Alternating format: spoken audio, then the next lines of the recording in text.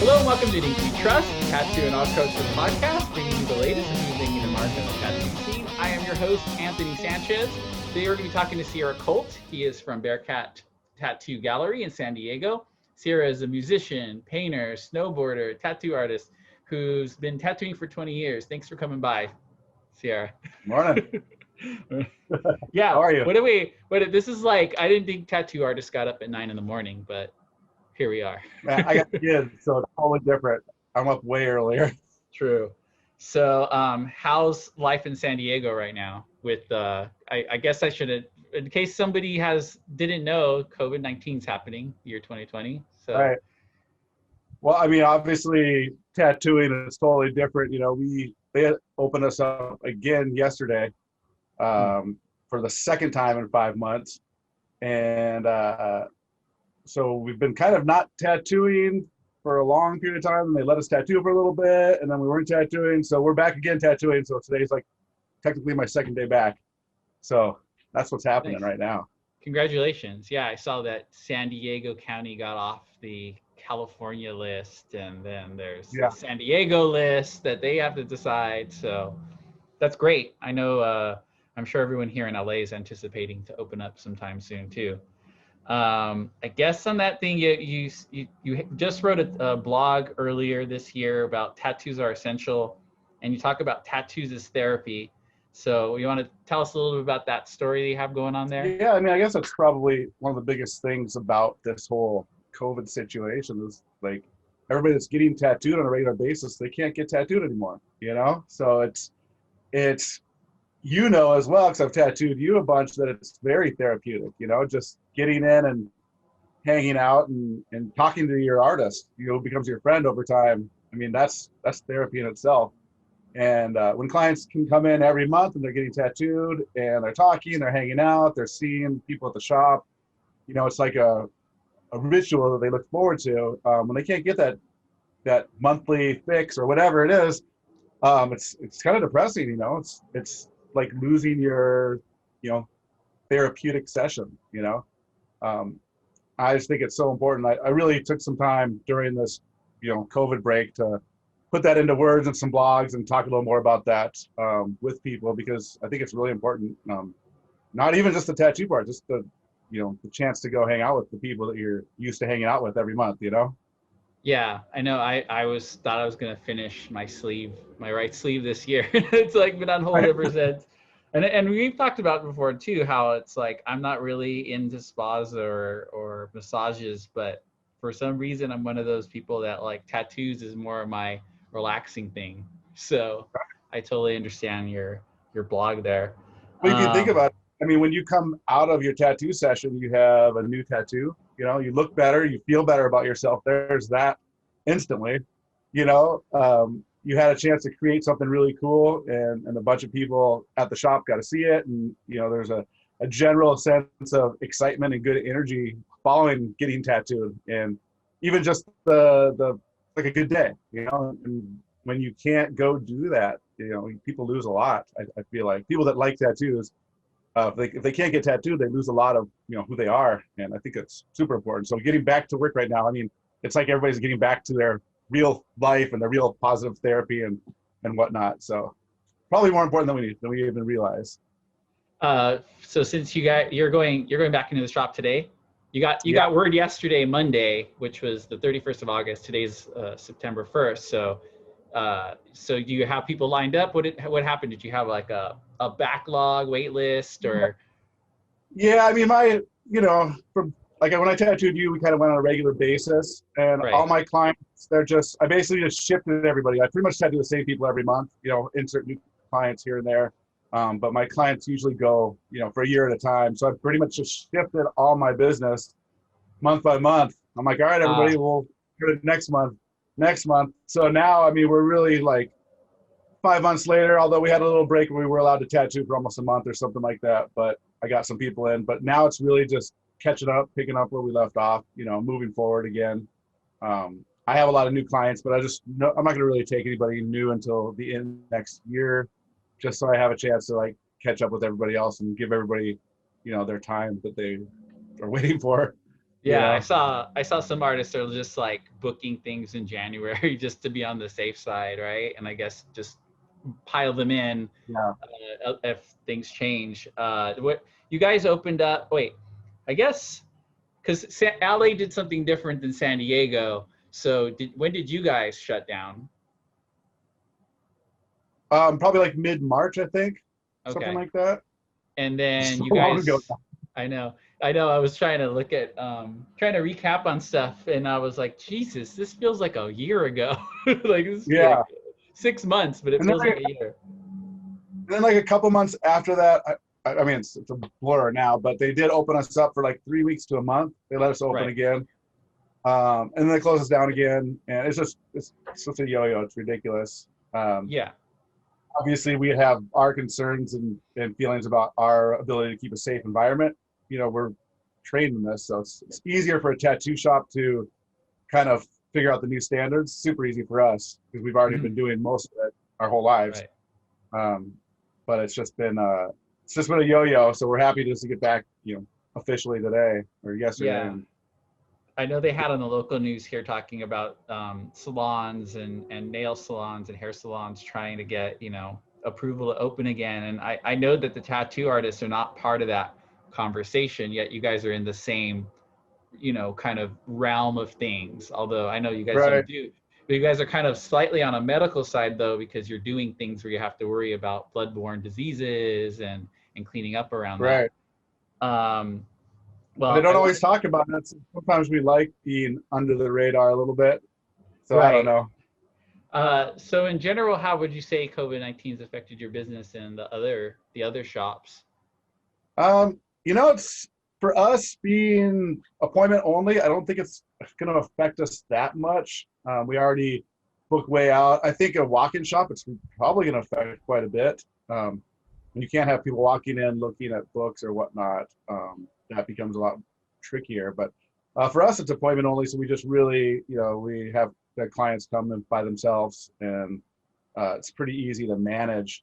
But the general industry, I don't know. It might maybe weed out a little bit of stuff. Um, I think we're taking maybe a higher risk now to tattoo. So I think there's a little more importance to picking our clients well, picking our projects well, and um, the walk-in tattoo. I don't know. I think maybe, but I don't know. It might, you know, people might have a little more energy towards picking their shops a little more like wisely, I guess. Walk-in shops are great for sure, but I think people are going to be a little pickier now. So it might Right. weed out a little bit of riffraff. We'll see. But We'll as far as see. like business goes, I think people, they're not out spending money, so they're ready to get tattooed. They're saving some money. So I think we've wondered if that's going to take effect. But I think people they're looking to do something. So Yeah, I mean, I'm eager. I'm kind of like, oh, I'm gonna be one of those guys at the conventions who's got two people tattooing at the same time. right. If they have um, conventions again. oh, we will. What precautions Yeah. is your shop taking to prevent the spread of coronavirus? When you guys were opened and then as you're reopening, just to kind of settle anyone's mind who's like concerned. Yeah, I mean it's easy if you think about a tattoo shop. We clean everything with a cavicide or maticide, which is hospital grade, sterilization procedures. We clean between every client already. So that's already done. So something that other businesses are having to learn how to do, we've already do it. We've been doing it for years. Everything is fully protected, so there's never a chance of cross contamination. So we've already been doing that for so long. We even at our shop, we've always cleaned door handles, light switches, everything already. It's just something that we do because we know clients, are walking around there. So we clean every day already. So if anything, we've upped our door handle washing and cleansing and stuff. But everything else we've already been doing. We even cleaned portfolios. We've been doing that for years, wiping them down. So there's not that much different as far as that goes. But obviously new like facial covering procedures is, happening now. So clients and the tattoo artists are wearing facial covering. And we also, we're doing a lot of stuff outside. Like for instance, if you come to get tattooed with me, we're going to talk outside and hang out, connect, reconnect out there, catch up. and then we'll go in and let's go in and do some work. You know, so we're kind of trying to get a little bit more of like the initial, you know, check-in done outside, and then go in, do work, go back outside for breaks. You know, really keep that thing going. Consultations that I've been doing them mostly online. I think almost all online, really, through stuff like this, Zoom, and you know, FaceTime and whatnot. But other than that, I mean, it's almost business as usual. It doesn't, you know, I don't think people really realize how clean tattoo shops are already. So when you take the whole face mask thing and add that, and it's super easy for us just to really continue, you know? Yeah. I mean, I noticed the few outings that we've had, you know, mostly car driving out. I noticed people like, I got a fresh tattoo when things reopened. Like you could just tell people were like, wow, I'm going to do this. So fired up, right? Yeah, people. I mean, people if anything, we don't. We already get annoyed when people bring friends in, so now it's required that they only come by themselves without another friend. So that's easy. That's been great. Yeah, you know? I guess it's one thing is like what things from this year would you carry over to next year? Like, is there any things that you've liked about, you know, the situation? Yeah, we love people coming in alone. It's way better. You know what else is funny is like, you know, we don't, like for instance, right now you can't walk into our shop. You have to wait outside or call to come in. We like for people not being able to walk in. I mean, we're more of a private type shop anyway, although we're open to the public. We like that it's a little quieter. We really just focus on our work. You know, it's a little nicer. Anyway, you know, I think that might carry over a little bit. I think for me doing online consultations, I have a lot of people that fly in from different states, so it's already, I'm comfortable with that, but it actually works a little easier for me anyway. I can knock it out at home or at work, getting consultations done. So I might carry a lot of the video consults over, you know, after this. I mean, nothing beats meeting somebody in person, but you know, if you can do it at two places, home, work, I've even do it in my car, whatever. But like we've been clean forever with tattoo shops. We've had such a clean shop. I just think it's nice that the rest of the world's finally cleaning up their small businesses and gas stations and whatnot. I think the rest of the world's starting to clean a little better. Yeah, or looks like they're cleaning. I don't know. There's some places there are some places. I was just like telling different. You know, it's weird how as I slowly go out, I'm like extreme as far as, you know, what I will do and won't do. And it's interesting, like go to McDonald's and like they have the plastic up and it's very like they won't touch anything, and or like places that have like the clean pan, dirty pan, and like they'll wipe down a thing after you leave, or all these like, you know. And then there's some places like, you know, they just have like the little signs on the ground or like duct tape. Right. You know, I mean, everyone's got to do what they got to do because it's kind of like been thrown on them, and like the rules keep changing because we keep finding out new things about what coronavirus can do or can't do. So I know locally there was one salon that was like, we bought UV lights to kind of like, you know, kill and you know, so. But yeah, it's kind of, it was interesting earlier this year too to hear like when things first started talking in March about washing your hands. It was scary to hear which people were like, oh, well, I don't wash my hands after the bathroom at home. Why should I? Like, and you're like, oh God. Like I said, now the rest of the world's cleaning up. Yeah. They were saying in the southern hemisphere, because you know we have the flu season kind of flips between the different hemispheres, and they were saying like in the southern hemisphere there was less incidence of flu because people were doing all the like wearing the masks and keeping distance. Sure. So I'm hoping that, you know, everyone's scared about the second wave, although in California we never really got out of it, especially here in LA. But you know, they're worried about the flu and COVID happening at the same time. But if everyone's kind of doing what they're supposed to do, then it might not be as bad as we'll hope. Dude, I haven't even had a cold for 5 months. I haven't had a sniffle for 5 months. So I don't even know. Yeah. We're losing our immune system, I think.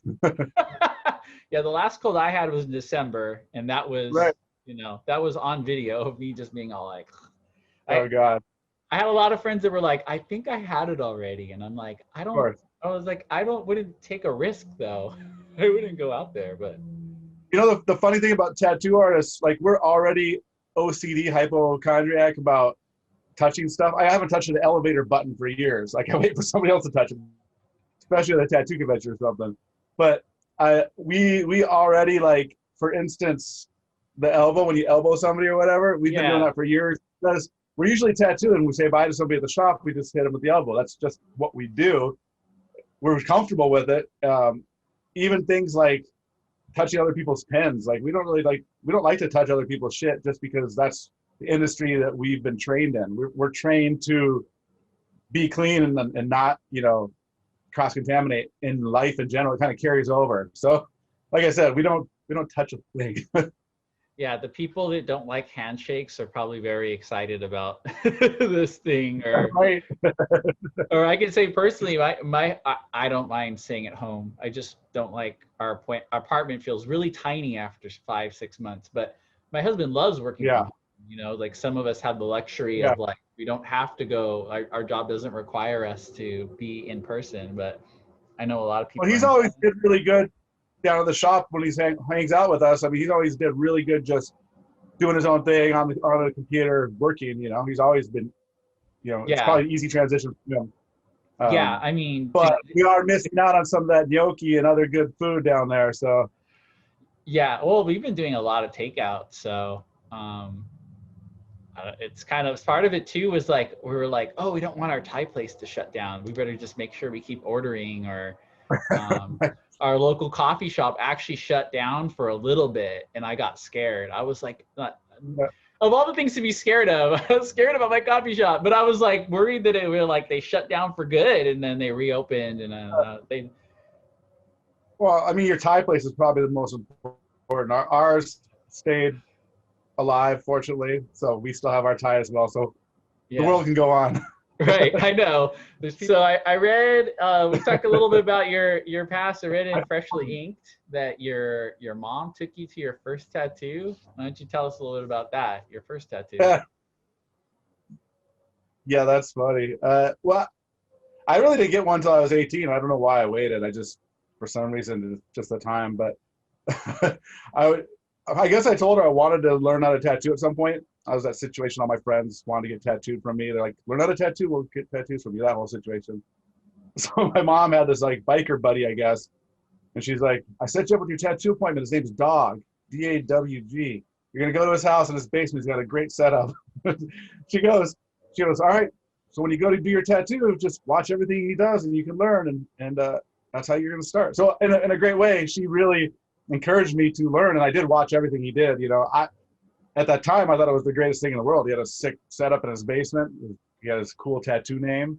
And he gave me a, you know, I thought it was a decent tattoo. I guess I've got it covered up now. But at the time, I thought everything was great. So it sparked the idea of becoming a tattoo artist and just seeing how it all happened. You know, I took it all in. And I think, you know, her doing that for me really probably opened up the door for me to become a tattoo artist. So I can thank her for that for sure.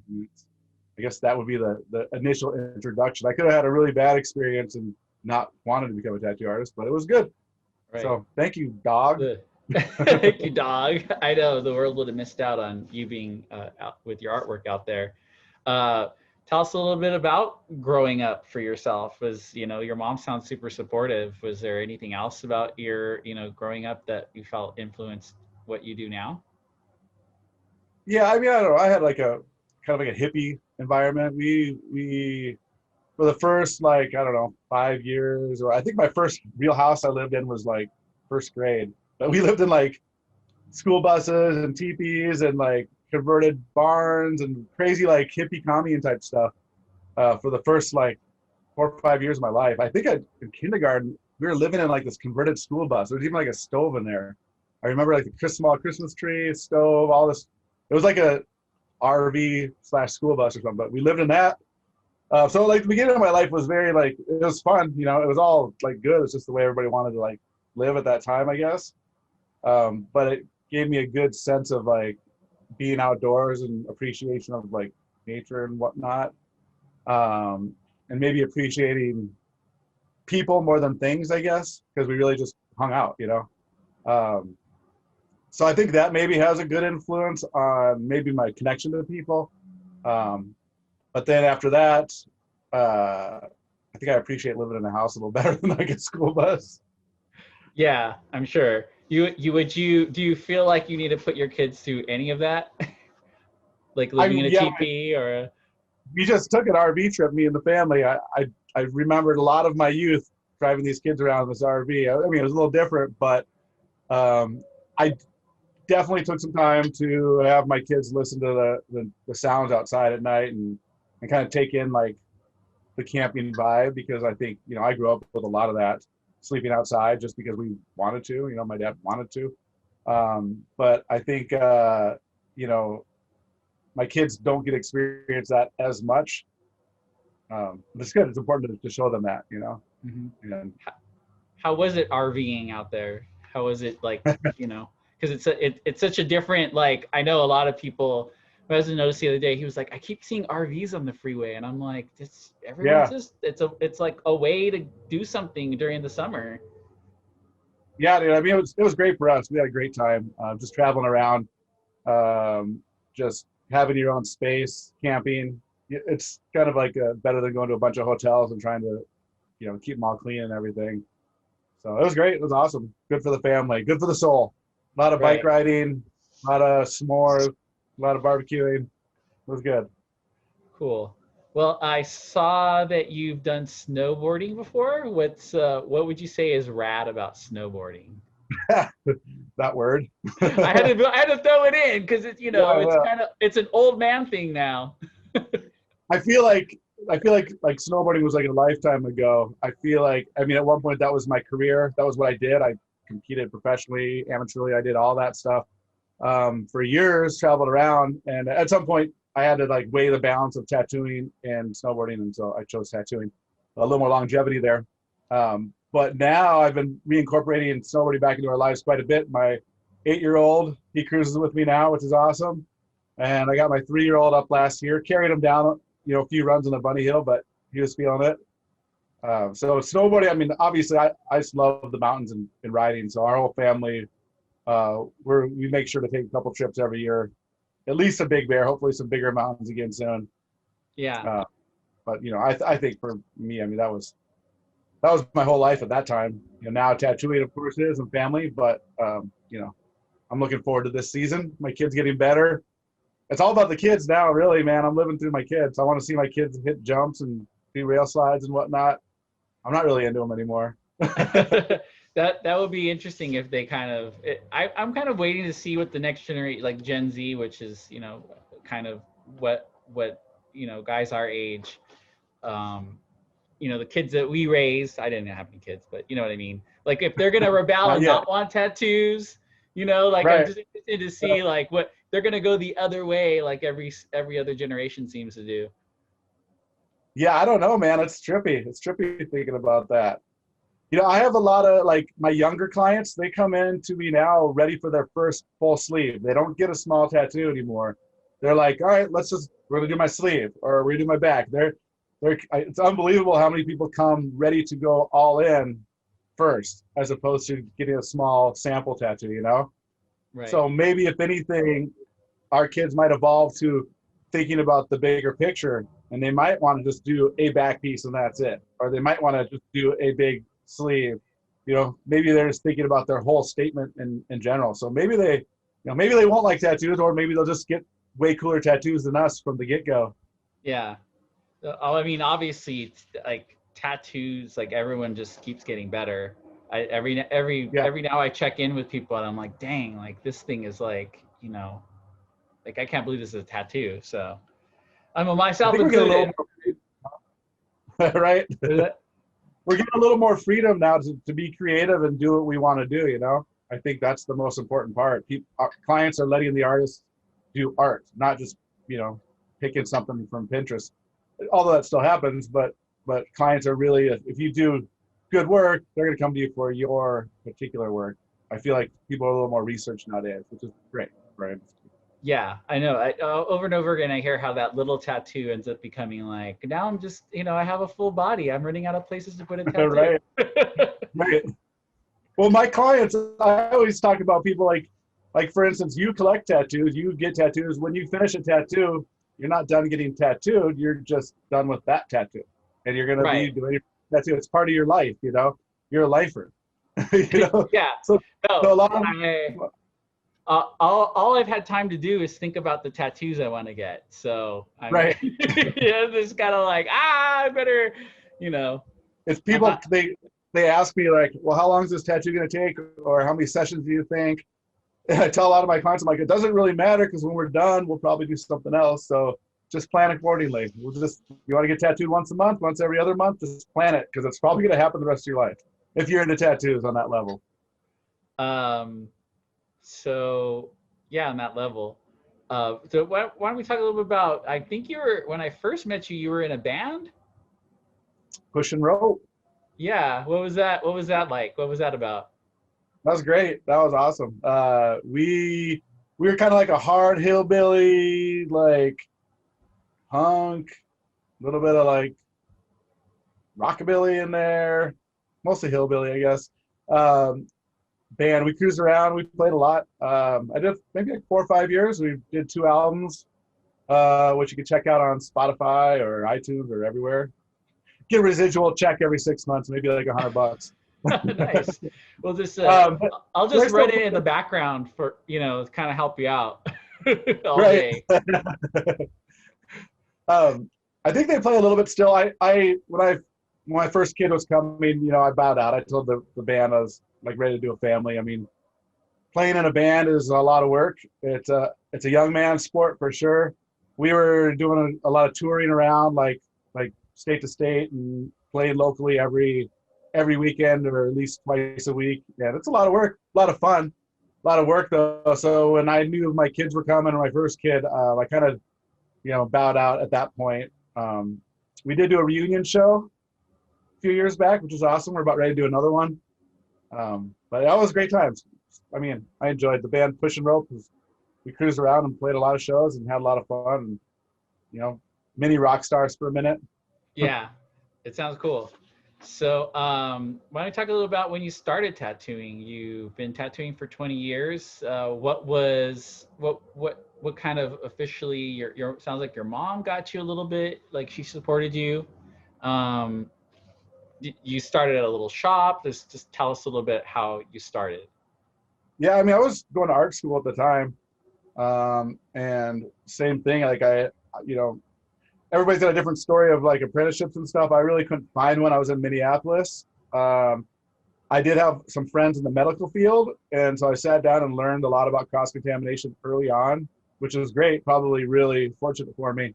So I learned pretty much on my own, figuring it out, you know, reading books, reading magazines, talking to other artists as much as I could. And then that was just like the first year, I guess, of tattooing, like trying to learn it. And then I had an old friend who lived out in Buffalo, New York, old family friend, and he had a shop out there, this old timer, and he's like, dude, come on out here, I'll take care of you. We got an apartment under the shop. I grew up with his kid as well in the hippie communes. But he's like, come on out, we'll get you up to speed, we'll teach you tattooing properly. So I ended up going out to Buffalo, New York, and I'd fly out there for like a month or two at a time and just work in the street shop and just really get my time in, and kind of got it figured out a little bit, I guess, in the beginning. So when did you come out here to California then? So my whole progression is started to learn to tattoo a bit, got it down, snowboarding took off for me, so I ended up focusing on snowboarding for a lot of years, kind of kept tattooing sort of on the back burner. Got to Colorado, went out there to ride and live, and in the summer times, I ended up tattooing at a shop out there. And then at one point, it just became tattooing became a little more important than riding, you know, at least competing competitively. And then so I started focusing fully on tattooing. And after enough years out in Colorado, up in the mountains tattooing in Breckenridge, it almost felt like I tattooed everybody, kind of maxed out at progression. I've been traveling out to San Diego in the summer times all the time, even in the winter time, just 'cause I love it out here. And finally, I'm like, you know what? I'm just going to pick it up and go. Like, I'm ready to be by the ocean. I need to be around better artists, better shops. I need to be pushed. and San Diego, I mean, it's some of the best artists in the world, I feel. And so I just, I moved it all down here. Me and some friends moved down here, and I guess that was in 2003 now, and I've been cranking ever since. So you've worked at a few shops before you started your shop. When did you decide to open your own place there, Bearcat Tattoo Gallery, there in Little Italy? In case people get more specific there. Yeah. Well, I owned a shop in Breckenridge with a partner out there, and we had a good thing going for a lot of years. And when I was ready to move out here, I really just wanted to focus on tattooing and not owning. So I moved out here, and basically I wanted to work for like just 10 years or so, just tattooing, not owning anything, just focusing on my art. So I took 10 years and just tattooed. And after that time here in San Diego, I kind of knew what I wanted, the environment I wanted to be in. I kind of knew like I wanted more of like an art gallery, almost more private, situation, still walk-inable, but more private. And so, that was, I guess, 8 years ago now. I decided to open up our gallery in Little Italy. Yeah, we talked about it before, and like when you first got in that area, you kind of were at the beginning of the gentrification, right? Was it kind of just rough over there at first? It was desolate. It was all art galleries, it was artists, art galleries, woodworkers, metalworkers, painters. I mean, I chose Little Italy because it was away from any strip, and it was all like artists, and that's what I wanted to be surrounded by, which was great because we met so many artists, and being surrounded by that environment was perfect. And then, like, quickly, businesses started opening up around us. Coffee shops. I think there's like 3 or 4 big restaurants now, bars. I mean, it just kind of blew up like right around us. Almost like annoying because like a lot more people down there now. But it's it's still our little nook, and I guess we couldn't be happier with like the good business it provides, I guess. For sure.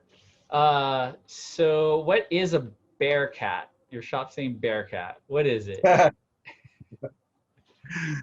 Bearcat is the original name. Like we're right by the airport, so you can see the planes flying over, right? So I was looking up old airplane names, just trying to get ideas. And the Bearcat is an old plane that's just a really cool plane. They use it now for stunts and air shows and whatnot. It's called the Bearcat. And that name stuck out, and I was like, oh, it's a really cool name. And we found out that there's some Bearcats, actual animals, at the San Diego Zoo. And the name just kind of stuck. I had a list of 50 names or whatever, and I just checked them off. Like Bearcat was left. I'm like Bearcat's it. Something unique and different. I mean, like the animal's incredible. It's a super cool animal, and you'd be surprised on once you hear the name Bearcat how many other things are called the Bearcats. They're all cool things. But so it's basically named after a plane, but the animal Bearcat is a kind of a cool sub part of it. What is a Bearcat then? I still don't know if I know. Right. I have the Bearcat. Go ahead. It looks like, how do you even explain it? It's kind of like a large cat / skunk / not really like a bear, but sometimes the face kind of looks like a bear. They're friendly. They're super trainable. They smell like popcorn. So like, is that as opposed to a skunk? Is that a detail at your shop? Do you have popcorn going? I don't think I've noticed. Yeah, right, that. Right. No, they're super unique animals. They're really cool. They're big. I mean, maybe 50, 60 pounds. I guess kind of like they are what they are, like a cat / bear / skunk looking thing. Super cool. We need to get you like we need to get you a taxidermy version of it to just have, Yeah, a lady at the zoo came by and brought us a stuffed Bearcat that they had from the zoo. Oh, nice. So we got one. Cool. It kind of like the name. I just really like the name. I like the name Bearcat Gallery. I thought it sounded cool and unique and interesting, and named after the plane. But the Bearcat kind of took over. It became like, what it is. I mean, we've several people have gotten the Bearcat tattooed on them now. It's Oh, just I didn't know that. That's cool. became its own little thing, and who knew, how connected we would be to this animal now.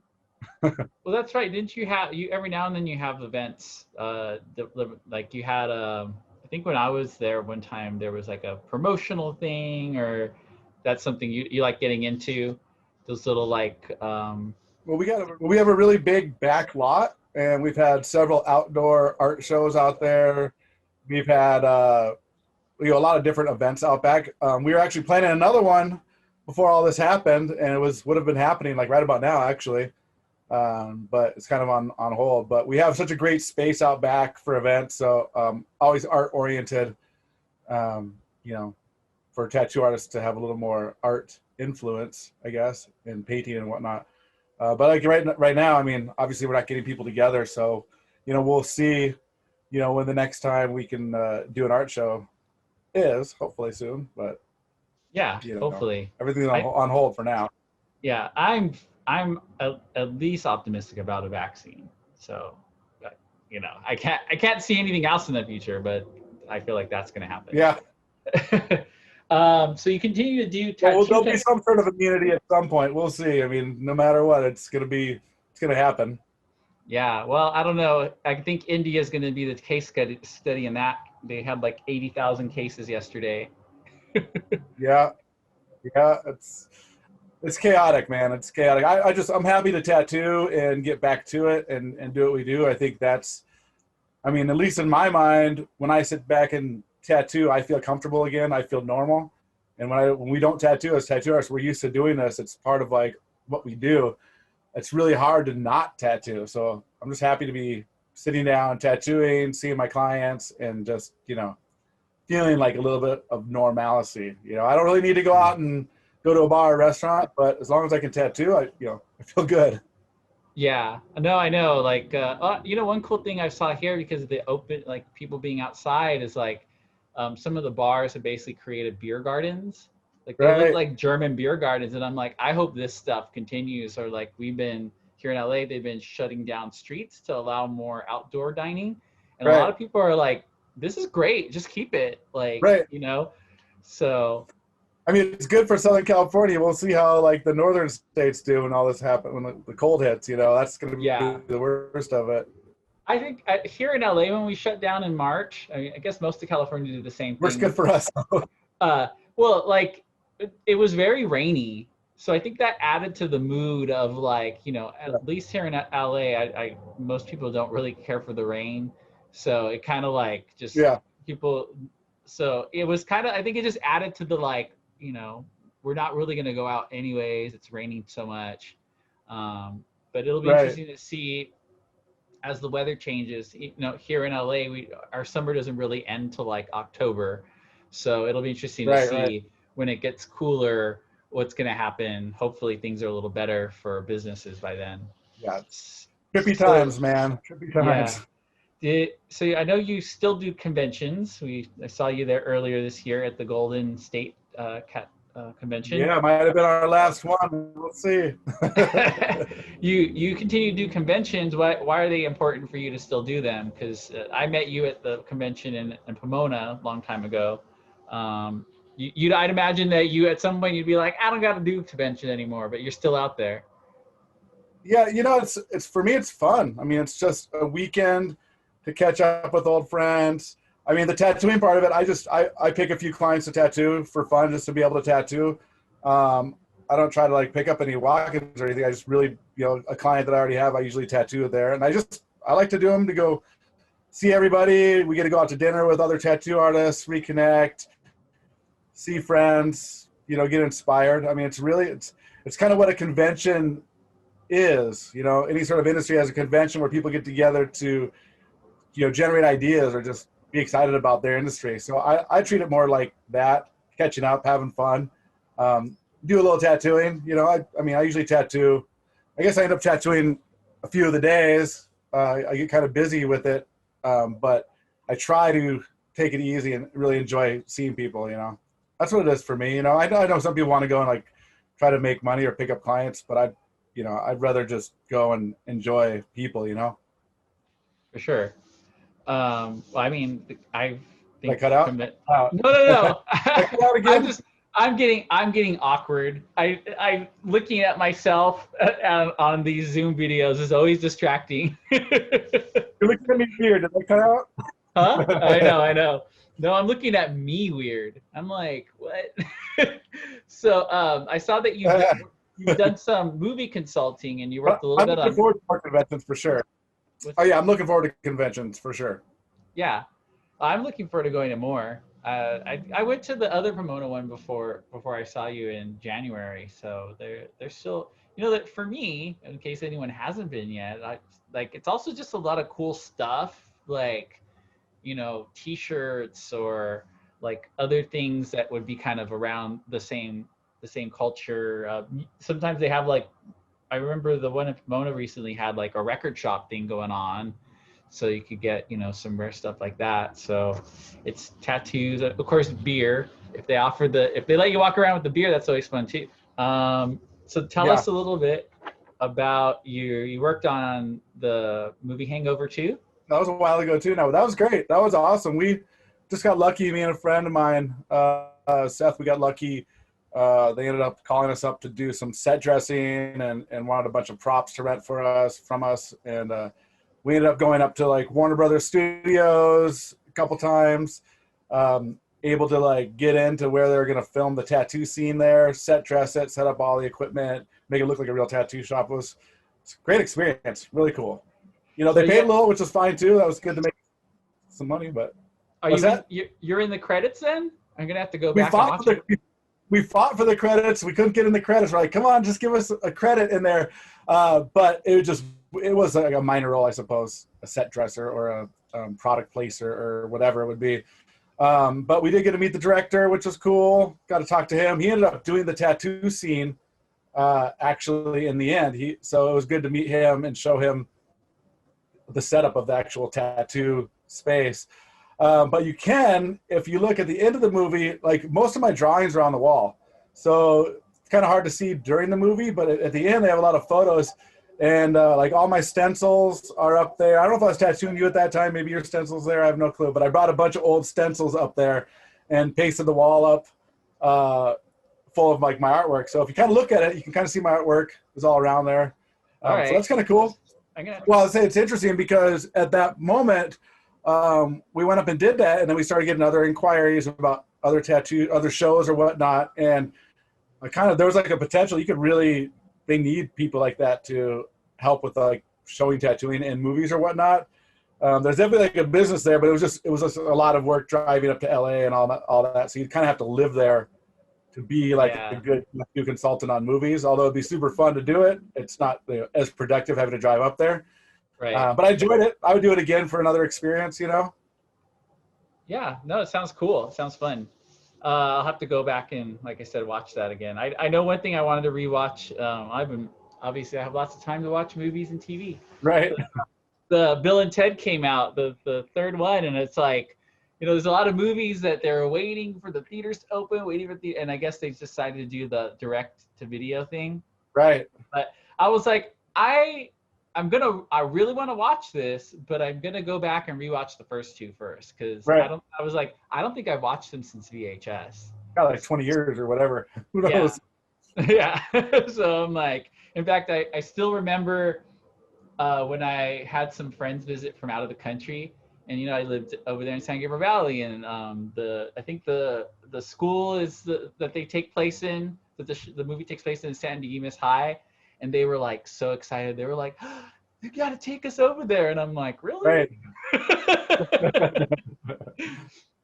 Maybe it'll be an exciting place to go to again. So, are there any things that you're excited to talk about that you're working on right now? I mean, despite COVID, I know a lot of people are still painting or working on things. So, anything that you're working on in your downtime? Yeah, I mean, I spend a lot of downtime. I mean, obviously, tattooing. We've been planning like new tattoos and getting drawings done or whatnot. But we have a really cool project called Fin and Ink. It's fishing lures designed by tattoo artists. We've spent a lot of time fishing this last year, and it sounds kind of unique. But we've been getting tattoo artists together, designing fishing lures tattoo art on fishing lures, purely for an artist's like version, something to decorate the tackle box, just something more for fun. But they're catching fish, so we've released a couple sets now. Me and a friend of mine, Scott, we put together a good, fun, I guess, new business called Fin and Ink Fishing Lures, designed by tattoo artists. Nice. Do you get any check it comments out. back from the fish? Yeah, right. The fish put a Well, little it's interesting to see which ones they bite on. You know? Right? They're like, I mean, it's like, I'm gonna do it. right. So It's been fun though. Like when we're out fishing, like there's a lot of downtime waiting. So that's, I guess, how the idea came up. But it's just been fun designing for a different medium, I guess, and interesting seeing which ones catch fish. You know, which ones that I've designed are catching a fish. It's really artwork. You know, you want to hang it on the wall more than fish with it. But it's fun. Yeah. Yeah, it sounds fun. I wish I was more into fishing. I wish I was more of an outdoor person. That's one thing I learned. That's the thing. The fish with it, you just hang them on the wall. I'm like, the last month in particular, I was like, you know what? I don't really want to go out. I just, the idea of not being able to go out is annoying, but Right. And the idea of like dealing with people, kind of everyone's like a little extra crazy for all kinds of reasons. And so like, I just want, what was it? Yesterday, there was in the news that Niecy Nash, I don't know if you know who she is, but she's an actress, and she announced she got married, and at the same time she announced that she's a lesbian. And I'm like, wow, like I miss these little minutia stories, like we did, just the simple, like, wow, that's cool, instead of like all the other stuff. So I think it's great to see everyone outdoors, and people that love hiking are doing more hiking, the people taking up bike riding, obviously lots of camping. I saw my cousin, like first thing, boom, he was camping with his friends. So that's cool. But yeah, I'm looking forward to things being less crazy, if you had to ask me that question. Right. I mean, if anything, this whole experience, I mean, for me, it's made me feel like closer to my family and friends. Like it made me realize how important family is. My kids are growing up right before my eyes, so how important it is to spend time with them. Like I'm forced to spend time with them now, but I'm realizing like how great that is. How I miss hanging out with my friends so much, and how important that is. And it really like put things in perspective of, your close friends are way more important than how many friends you have. Your family, family you haven't seen for years, all of a sudden becomes so much more important. So if anything, this has put like our priorities of how we want to spend our time in perspective. I mean, as things open up, I want to spend more time with my key friends, my key group, my family. That's what's most important to me, not, I guess not like overextending yourself, but really just trying to like, keep everything with your close people, tighter, like have more fun with that. That's what I think we've really learned out of all this, Yeah, for sure. Yeah, I think I do think, despite all the craziness, and maybe I'm just too much of an optimist, despite me being so nervous about all this stuff that's going on, that we will be able to reflect on those things. It's a moment of contemplation, I think, although some people are not contemplating, but for most of us, I think, that are staying home and worried about our families, I think there is a sense of like, this is super important to me, yeah. So, I mean, I'll say for my relationship, like I'm sure a lot of people have kind of realized, like, I can put up with this person every day. No matter, like, we can't go anywhere. You kind of like have to, that's a good moment to realize. And I have heard some people broke up like within a month of the COVID thing. And I'm like, hey, it's weeding it all out. Yeah. So tell us a little bit about the people in your shop. I know a few of them, Matt and Nate, but you have a few other guys going on there. We have Isaac, Matt, Nate, Tyler, Jeff, Cynthia. Did I get everybody? Yeah, Matt, Nate, Isaac Aguila, Tyler Kyla. I should ask the name first. I'll go to Jeff Walker. Sorry, Tyler. I know Kai. I'm gonna say his name is Chailaranti. Kailaranti. Did I get it right? Cerlanti. Solanti. Oh, I could have got it. All right. He can at me. He can send hate mail. I don't care. I'm sure he's a cool guy though. But yeah, Tyler, Nate, me, Isaac, Jeff, Matt, and then Cynthia is our assistant that helps us with everything. Cool. That's our crew. Just when things get a little better, people want to visit the shop, or obviously you guys are taking consultations right now, so Yeah, we do everything through the website. That's the best place to start, and everybody's booked out a different amount of time, so I always suggest that people check everybody's booking schedule first. Make sure that it's in line with when they're trying to get tattooed. Yeah, you guys have. I know it says on your website how far out they're booked, which I think is really helpful for people.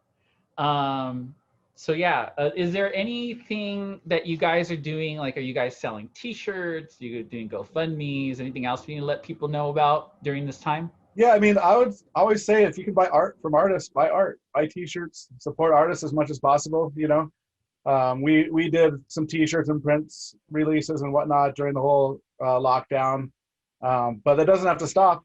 People. If artists make a print, support it. It's really important. Tattoo artists, we want a tattoo, but we do like to be able to sell our artwork. In reality, we love to do our personal art a little more, I guess. Yeah. So, I'd always support if you can, Cool. Well, Sierra, I want to thank you again for, it's still in my script, coming by the show today. Thank you for being on the internet in your garage. Right. If I pull down this curtain right now, I'd hate to show you what's behind this curtain, but it's a garage chaos. Do it. No. And now it'll force people who are listening to watch the YouTube video that will probably be badly edited by me, but Right. Remind us again where we can find you on the internet. Yeah, bearcattattoo.com, easy enough. Of course, you can do Instagram and Facebook and whatnot, but Bearcat Tattoo is always the best. Right. We got, so I have here, so for your stuff, you have Sierra Colt, both on Instagram and Facebook, right? And then for the shop, there's Bearcat Tattoo Gallery, and you could do that on Instagram and Facebook. But obviously, if you guys want to book something or check out his stuff, the website is, it's got all the information there as well. So again, Sierra Colt from Bearcat Tattoo Gallery. Thanks again. And thanks, Rev. You can find everything on In Ink We Trust on Instagram, Twitter, and Facebook. I want to thank you all for listening and watching. I'm Anthony Sanchez.